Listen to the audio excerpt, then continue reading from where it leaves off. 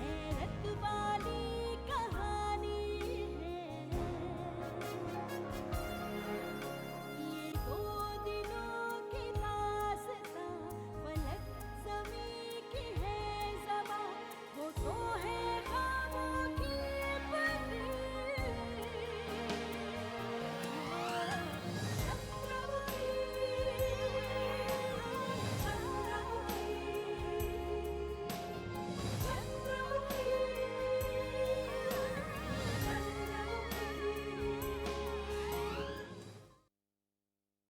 दुर्भाग्य से जिस दिन तुमने अमावस की रात्रि का प्रकोप देख लिया, उस दिन तुम्हारे प्राण भी जा सकते हैं।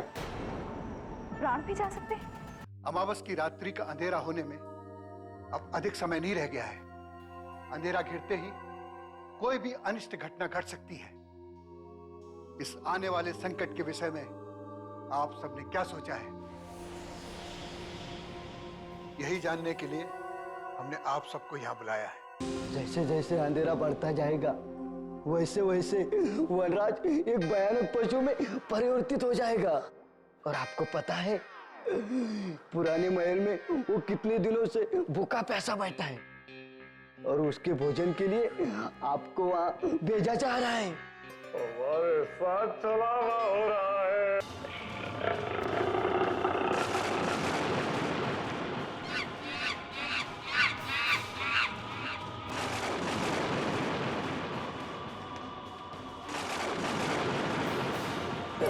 उसके शरीर पे तो पशु की तरह बाल उग रहे हैं।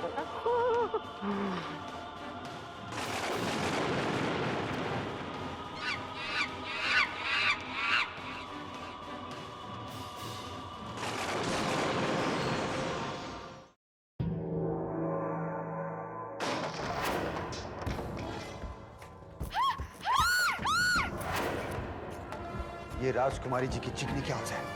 सैनिकों, हाँ मेरे पीछे।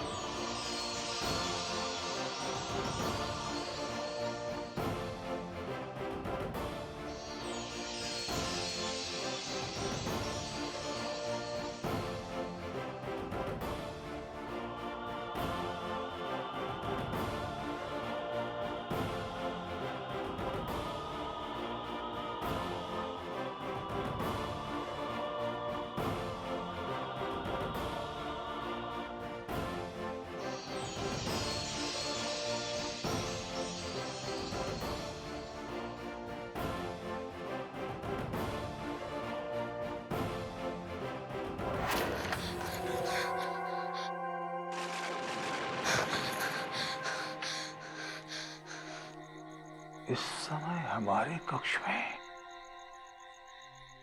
कौन आ सकता है? देखते हैं।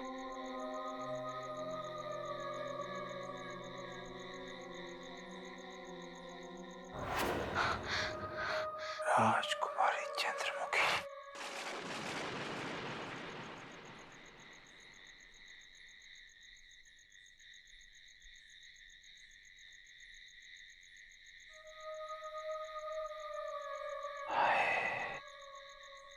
राजकुमारी चंद्रमुखी हमारे कक्ष में, हमारे इतने निकट, हमारा सौभाग्य, हमारी वर्षों की तपस्या पूरी हुई है। आज तो हम इन्हें अपना बना के ही रहेंगे।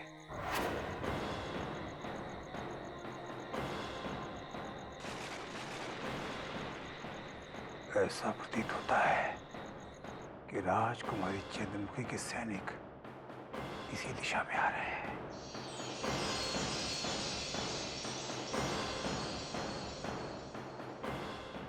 हमें कोई और ही युक्ति निकालनी पड़ेगी।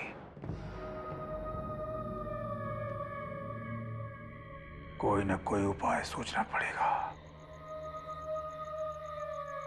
शीघ्र ही। हाँ, क्यों ना हम अपनी जादुई शक्ति जुझूम से इसका रूप परिवर्तित करते हैं और इसके सैनिकों को भ्रमित करते हैं। हाँ, यही ठीक रहेगा। ओम शाम शाम शाम शाम। रूप परिवर्तन, रूप परिवर्तन, रूप परिवर्तन। जुजू।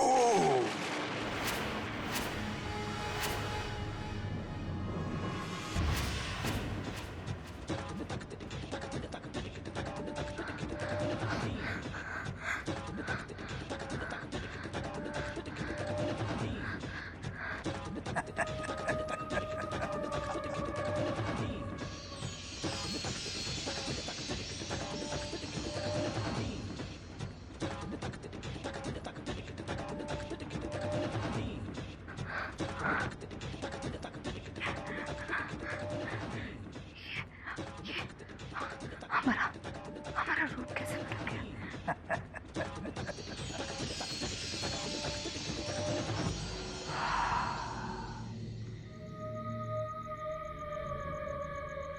हमने, हाँ, हमने अपनी शक्तियों से तुम्हारा रूप परिवर्तित कर दिया है। कौन हो तुम?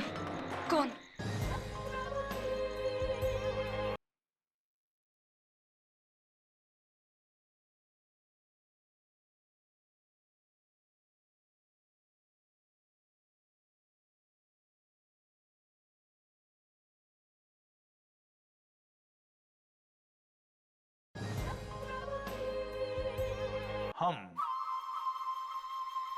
हम वो हैं राजकुमारी जो आपसे प्रेम करते हैं।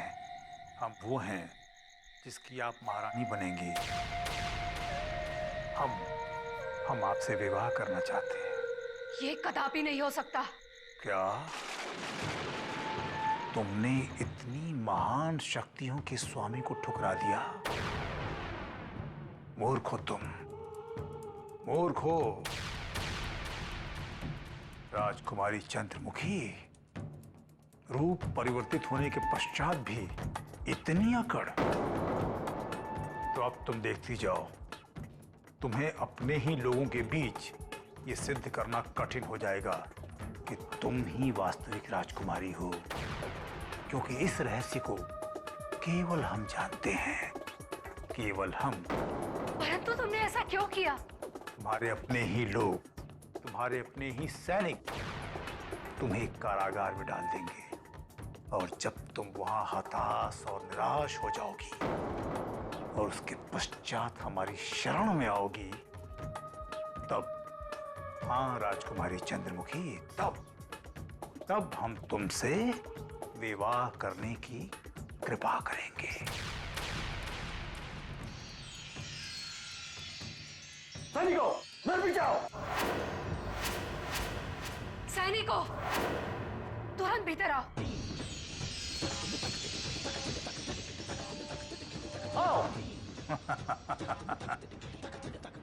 राजकुमारी चंद्रमुखी जी, सिपाहियों से संकट हमें नहीं, अब तुम्हें है, क्योंकि अब वो तुम्हें नहीं पहचानेंगे।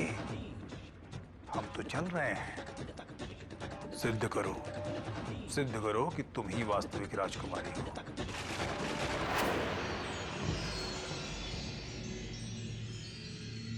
राजकुमारी चंद्रमुखी चीख इसी कक्षा में तोड़े से।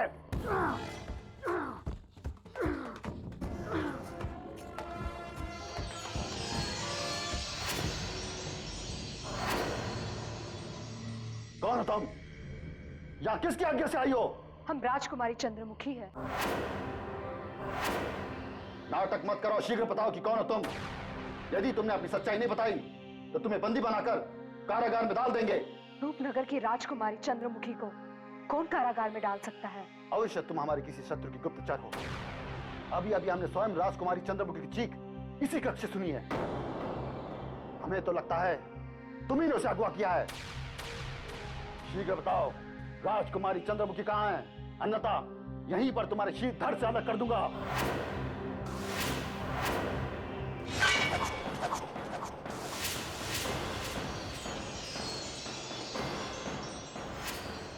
ऐसा धजा मत कीजिए महेंद्र सिंह जी। यदि आपने हमारा शीश काटा, आपको मृत्युदंड जरूर मिलेगा, क्योंकि हम राजकुमारी चंद्रमुखी है। पता नहीं आप हमें क्यों नहीं पहचान पा रहे हो। ये विषकन्या बहुत कपटी है, हमारा नाम भी जानती है। इसे हमारे महल में किसने भेजा, ये जानने के लिए इसका जीवित रहना आवश्यक है।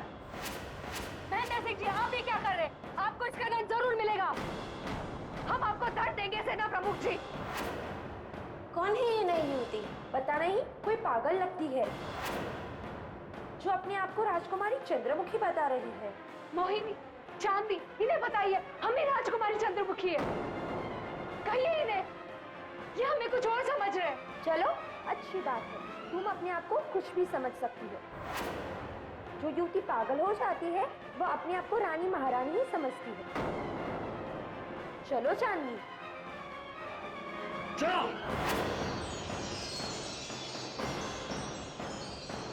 हमें पहचानिए, हम कहते हैं हम ही राजकुमारी चंद्रमुखी है। आपके नेत्रों को क्या हो गया है? हम आपको शिक्षा दे देंगे। हमारी बात मान लीजिए सेना प्रमुख जी। कक्ष में छुपे विचित्र मनुष्य ने अपने दिव्य शक्तियों से हमारा रूप बदल दिया है, इसलिए आप हमें नहीं पहचान पाए। हम ही राजकुमारी चंद्रमुखी है।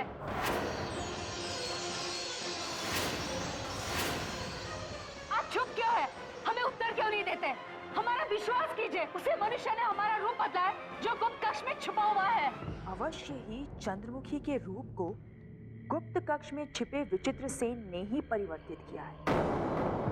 यदि ये वास्तव में चंद्रमुखी है, तो मध्य रात्रि के समय गुप्त कक्ष में गई क्यों थी? तुम्हारा कोई भी झूठ हमें पिघला नहीं सकता अपरिचित युक्ति। जिस राजकुमारी ने गुप्त कक्ष में कभी कदम नहीं रखा, वो अकेले वहां जा कैसे सकती है?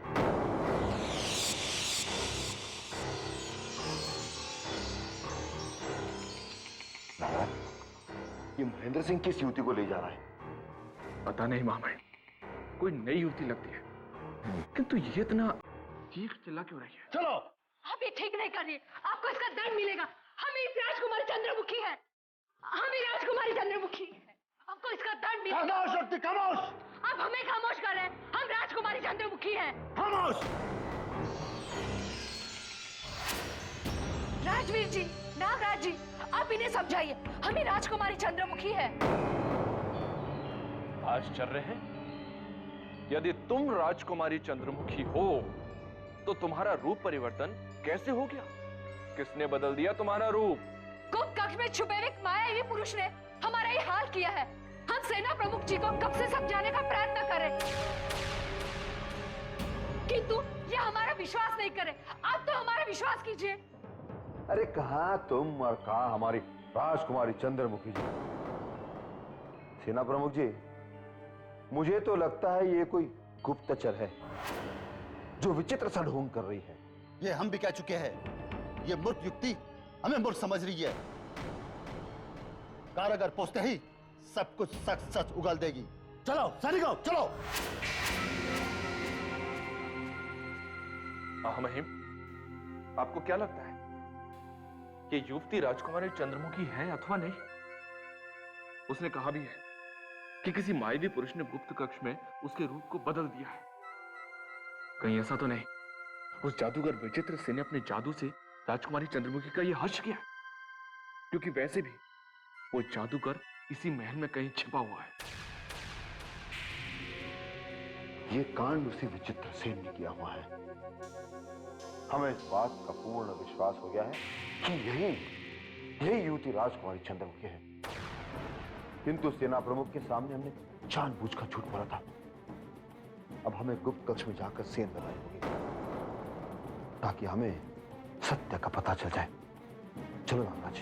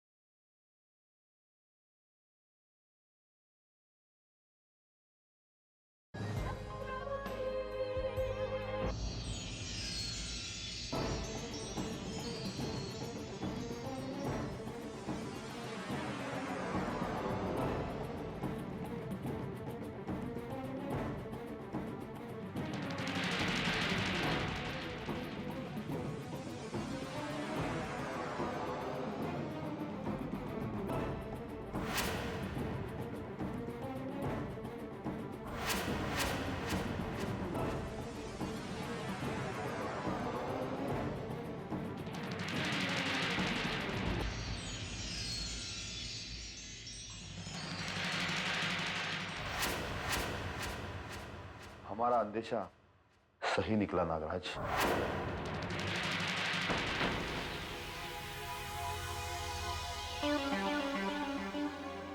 विचित्र सेन ने राजकुमारी चंद्रमुखी का रूप बदला है और उसका साथ इस कुसुमी ने दिया।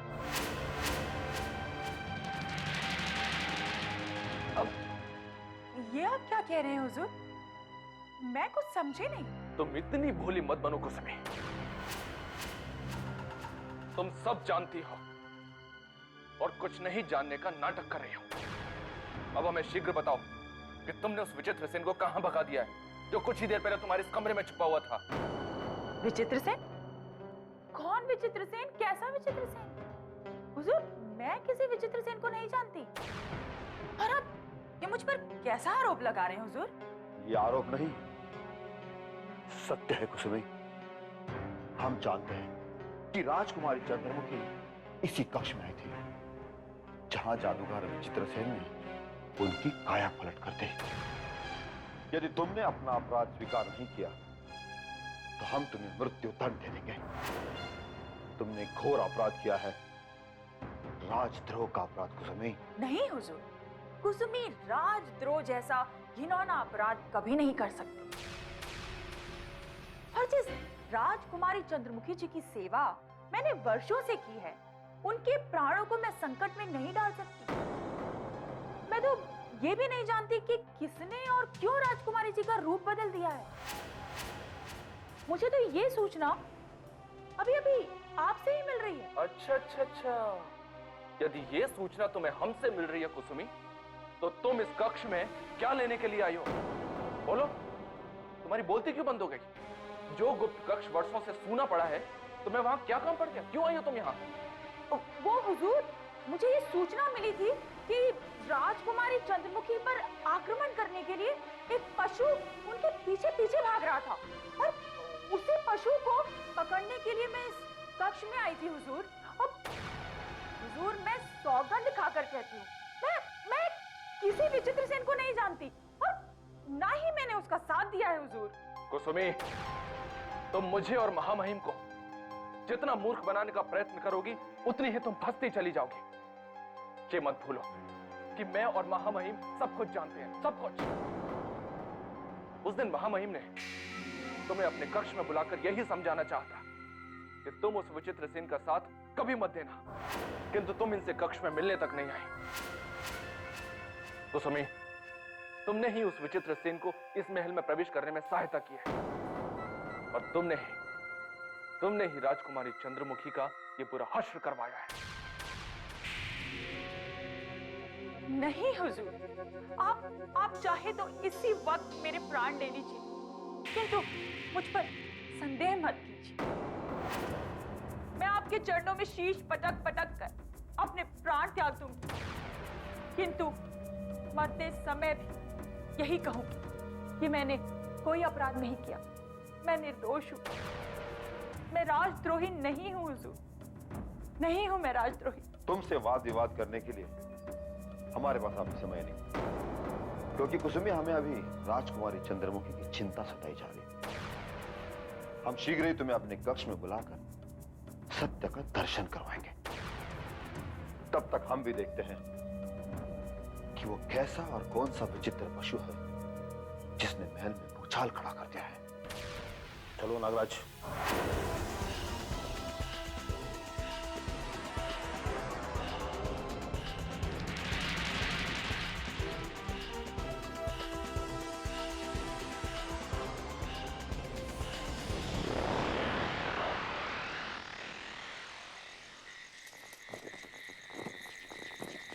याद रहे, यदि तुमने हमारी सुरक्षा अच्छी तरह की तो हम राजकुमारी से कह के तुम्हारे ओहदे बढ़ा देंगे। चलो।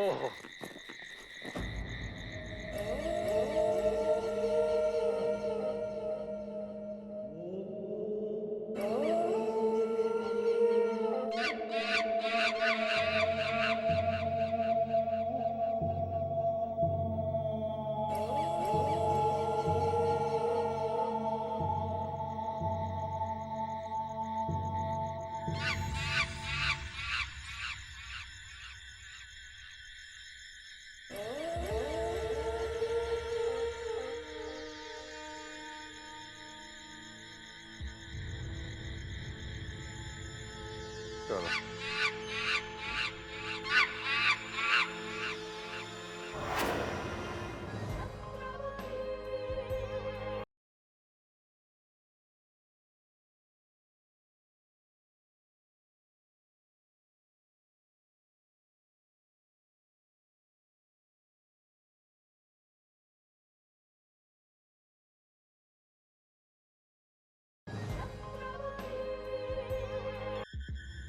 चलो।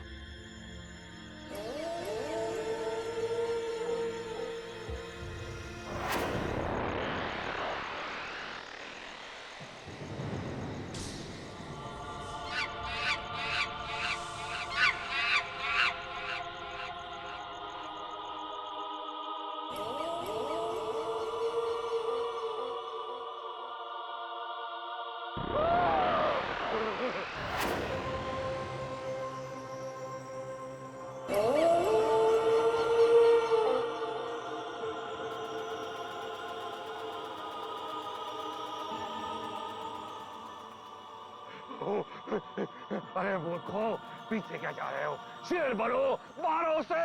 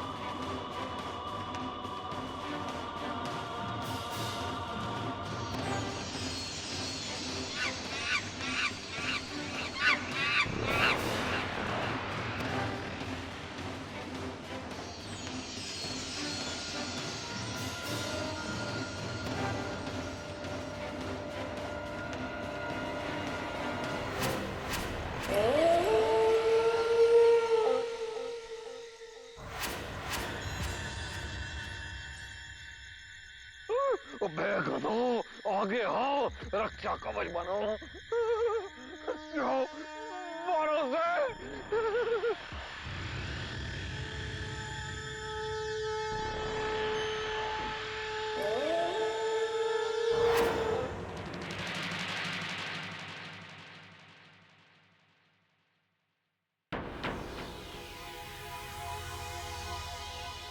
भानु प्रताप जी,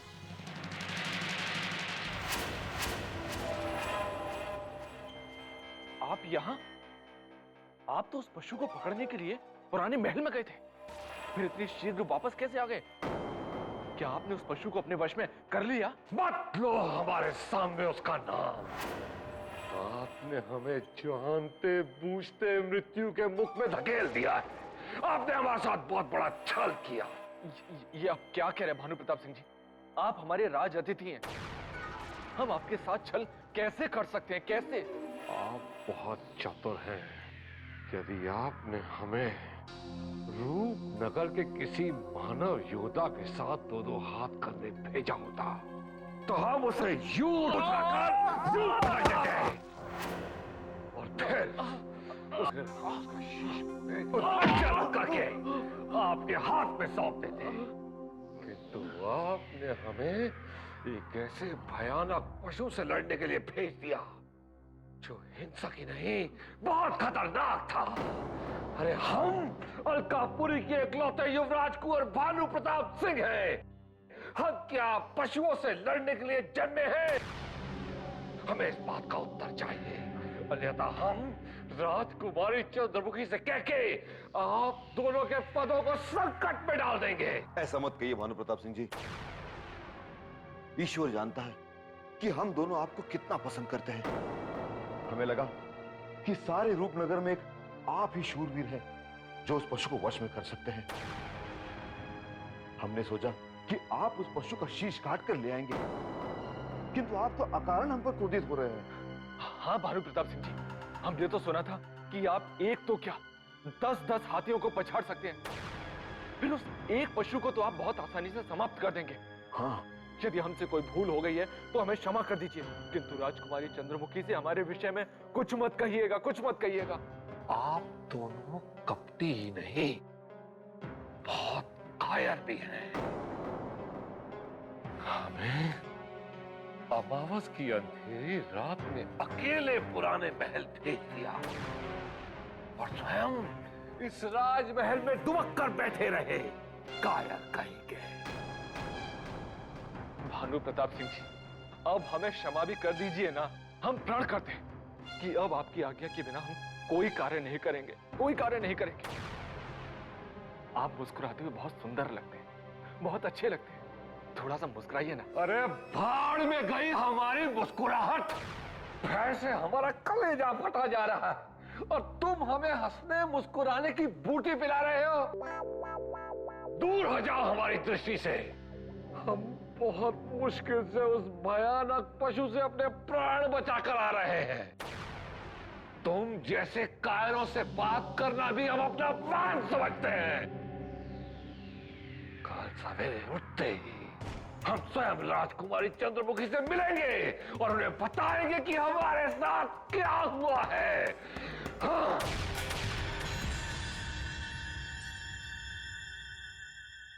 महामहिम, अब क्या होगा? उस पशु के काटने से पहले तो हमें इस भानु प्रताप सिंह ने काट खाया है। मुझे तो लगता है रूपनगर के इस महल में अब कोई नई हलचल होने वाली है।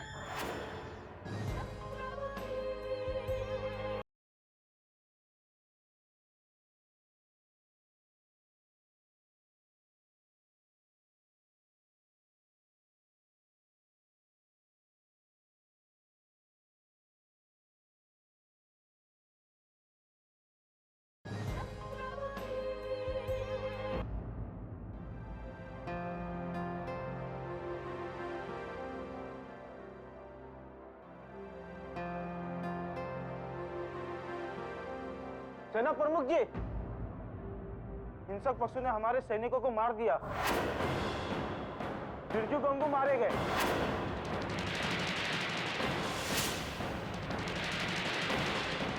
क्या? कौन से हिंसक पशु ने हमारे सैनिकों को मारा है? शीघ्र बताओ, कहां देखा तुमने उसे? उस मार्ग पे जो मार्ग पुरानी महल की ओर जाता है। कहीं तुम्हें कोई भ्रम तो नहीं हो गया? कहीं तुम असत्य तो नहीं बोल रहे हो? मैंने अपने नेत्रों से उस हिंसक पशु को आक्रमण करते हुए देखा है।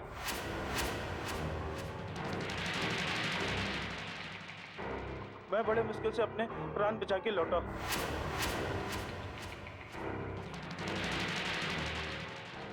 मैं सत्य कह रहा हूं। यदि तुम सत्य कह रहे हो तो ये बहुत बुरा हुआ, किंतु सेना प्रमुख जी, हमारे ये समझ में नहीं आ रहा है कि कुंवर भानु प्रताप सिंह जैसे महायोद्धा के होते हुए हमारे दो सैनिक कैसे मारे गए। हाँ सेना प्रमुख जी, समस्त सैनिकों के साथ महाबली भानु प्रताप सिंह भी तो उस महल की ओर गए थे। क्या उन्होंने हमारे सैनिकों के प्राण बचाने का प्रयत्न बिल्कुल भी नहीं किया? जैसे वो भयानक पशु दिखाई दिया, सबसे पहले हमारे कुमार भानु प्रताप सिंह ही भागे हुजूर। क्या कह रहे हो तुम? भानु प्रताप सिंह जैसा योद्धा मैदान छोड़कर भाग गया? नहीं नहीं, ये कभी नहीं हो सकता।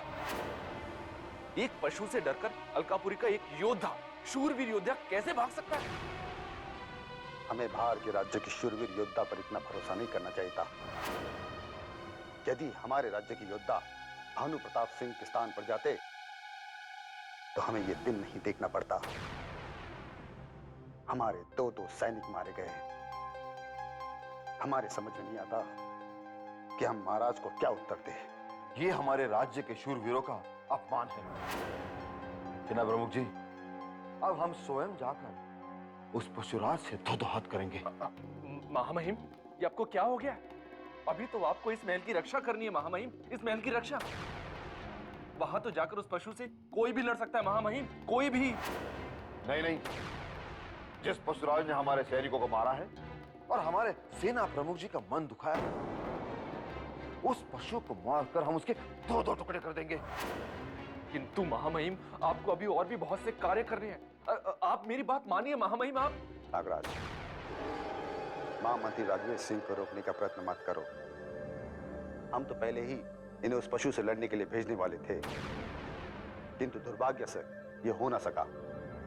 अब हम और संकट नहीं उठाना चाहते। उस पशु को वश में करने के लिए महावीर राजवीर सिंह को ही जाना होगा। इसलिए तत्काल आप पुराने महल की तरफ प्रस्थान कीजिए। तब तक हम देख कर आते कि यहाँ क्या हो रहा है। हमें राजकुमारी चंद्रमुखी की बहुत ही चिंता है। चलते हैं।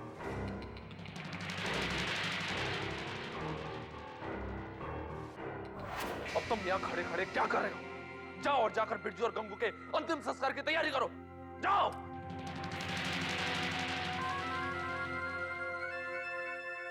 महामहिम, मुझे तो ऐसा लगता है कि अब आपको जीने का कोई मोह नहीं रह गया है, कोई नहीं। किंतु कम से कम मुझे तो जीने दीजिए। मैं उस पशु से बचने के लिए तरह तरह के मार्ग खोजते रहता हूं, और आप सब कुछ जानते बूझते हुए भी स्वयं के साथ साथ मुझे भी मृत्यु के मुख में धकेलते जा रहे हैं। अब आपको अकेले जाना है तो जाइए, मैं आपके साथ कहीं नहीं आऊंगा। ऐसा मत कहो नागराज, हम तो उस महेंद्र सिंह को प्रसन्न करने के लिए ऐसी बात कह रहे थे। किंतु हमें क्या पता कि वो महेंद्र सिंह वास्तव में हमें उस पशुराज से लड़ने के लिए भेज देंगे।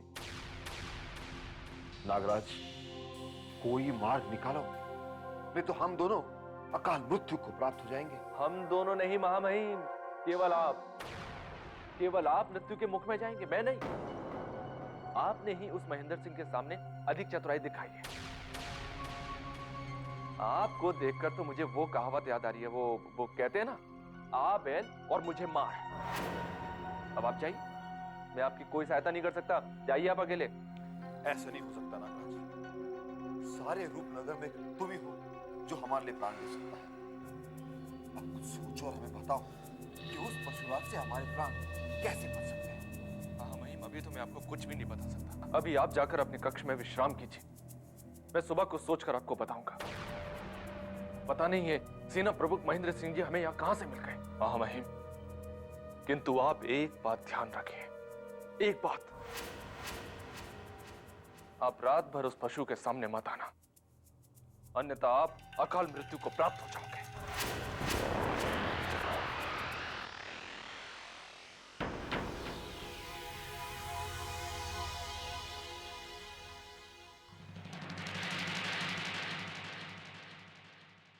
कुसुमी,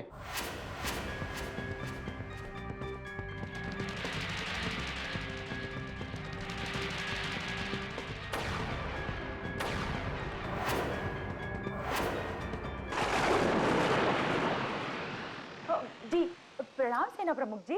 तुम यहाँ क्यों आई हो?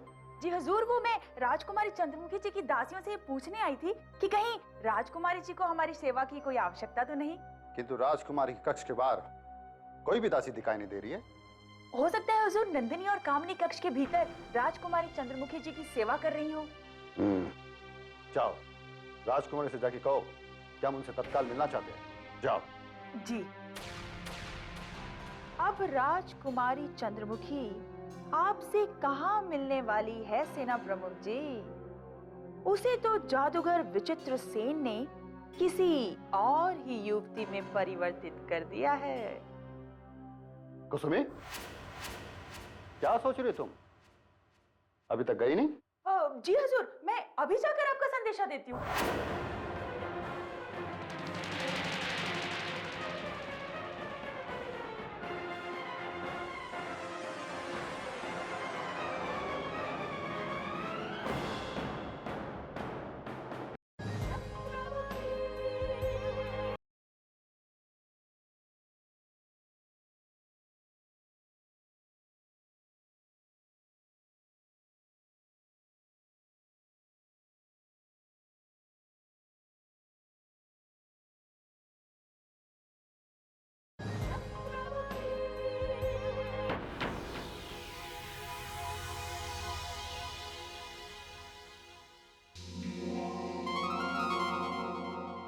हुजूर, हुजूर, गजब हो गया हुजूर। कक्ष के भीतर तो कोई भी नहीं है हुजूर। राजकुमारी चंद्रमुखी जी के साथ साथ उनकी दोनों दासियां भी नहीं है हुजूर। सब कहाँ गए? हुजूर, मुझे तो दाल में कुछ काला नजर आ रहा है हुजूर। हुजूर।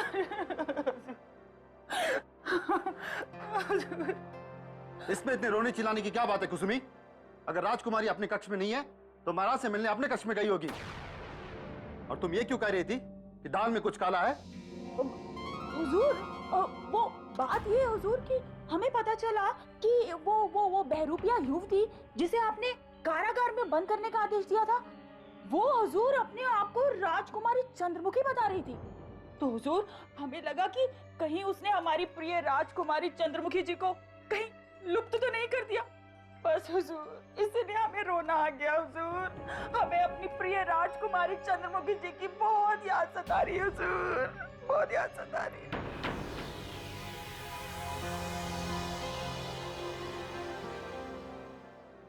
तुम दोनों का कार्य राजकुमारी के कक्ष के बाहर खड़े रहने का है, फिर तुम दोनों कहां से आ रही हो? हुजूर, हम राजकुमारी जी को ही खोज रहे थे।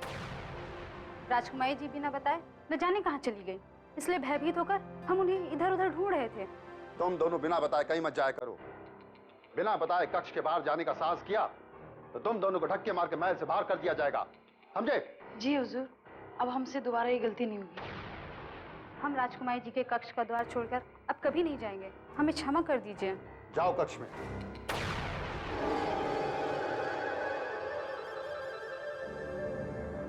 प्रणाम सेना प्रमुख जी। तुमने राजकुमारी को कहीं देखा?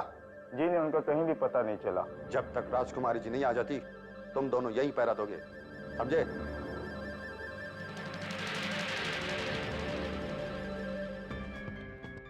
बाल बाल बच गई कुसुमी। अब तुझे सेना प्रमुख महेंद्र सिंह से भी बचकर रहना होगा और राजवीर के साथ साथ नागराज के नेत्रों में भी सतर्कता से धूल झोंकते रहना होगा। महामहिम, महामहिम, गजब हो गया। राजकुमारी चंद्रमुखी जी वास्तव में महल से लुप्त हो गई हैं। ये तुम क्या कह रहे हो? कहीं तुम्हें भ्रम तो नहीं हुआ? राजकुमारी चंद्रमुखी कहाँ लुप्त हो सकती है? ये तो मैं नहीं जानता महामहिम, किंतु मैं सत्य कह रहा हूँ। राजकुमारी जी को इस महल में खोजने का अभियान चरम सीमा तक पहुंच चुका है। महामहिम, मैंने स्वयं अपने नेत्रों से देखा है, वो महाराज के कक्ष में भी नहीं है। इसका तात्पर्य ये हुआ कि महल में कोई अनहोनी होने वाली है, किंतु हमें अभी भी विश्वास नहीं हो रहा कि अब हमारी राजकुमारी महल में नहीं है। आप मेरा विश्वास कीजिए महामहिम, सेना प्रमुख महेंद्र सिंह भी उनको खोजते खोजते निराश हो गए। उन्होंने अपने गुप्तचरों और सैनिकों को आदेश दिया है कि राजकुमारी जी को कहीं से भी खोज कर लाएं। नागराज, महेंद्र सिंह जिस अपरिचित युवती को बंदी बनाकर कारागार में ले जा रहे थे, मुझे उसी युवती पर संदेह आ रहा है। पता नहीं, हमें ऐसे क्यों प्रतीत हो रहा है जैसे वो अपरिचित युवती ही राजकुमारी चंद्रमुखी हो सकती है। तुम्हें क्या लग रहा है? महामहिम, इस विषय में मुझसे कुछ ना ही पूछे तो ही बेहतर है, क्योंकि मेरे मस्तिष्क ने तो काम करना बंद कर दिया है। तुम्हारे जैसे बुद्धिमान अधिकारी से हमें ऐसे उत्तर की आशा नहीं थी। तुम हमारे सलाहकार हो। हमारी समस्त समस्याओं को सुलझाना तुम्हारा कर्तव्य है। महामहिम, लाख सोचने और हजारों तिकड़ में लगाने के बाद भी मुझे कुछ समझ में नहीं आ रहा, कुछ भी नहीं।